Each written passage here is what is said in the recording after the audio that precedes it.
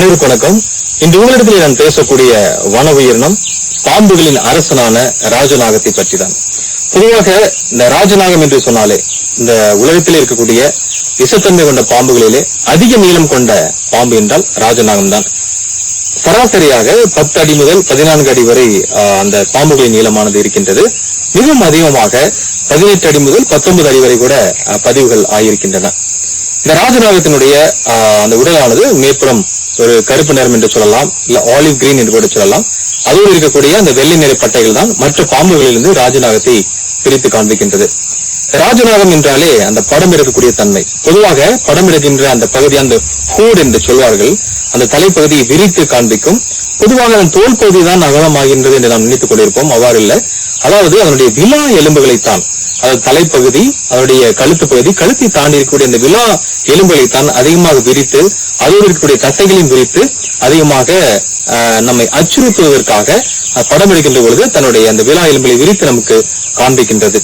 அது பொதுவாக இந்த ராஜநாகங்கள் என்று பார்த்தால் அதனுடைய நீளமானது 15 அடி என்று வைத்துக் கொண்டால், நம்மை தாக்குகின்ற பொழுது ஏறக்கூடிய அதனுடைய உடல் பாகத்திலே 15 அடி என்றால் 1/3 பங்கு உயரமாக நின்று நம்மை தாக்கக்கூடிய அந்த விஷயத்தையும் பார்க்கின்றோம்.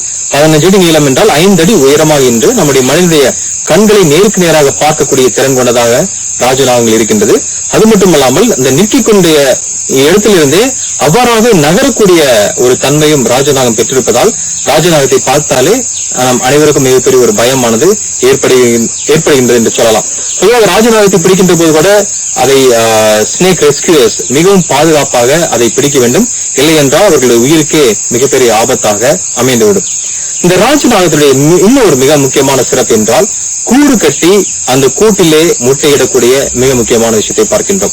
பொதுவாக ஆண் ராஜநாகமும் பெண் ராஜாவும் புணர்ச்சியில் ஈடுபட்ட பிறகாக ஆண் ராஜநாகம் சென்றுவிடும். ஆனால் பெண் ராஜநாகம் என்ன செய்கின்றது என்று பார்த்தால் இது போன்ற ஒரு மரத்திற்கு கீழாக உயரமான பகுதியை தேர்ந்தெடுக்கின்றது.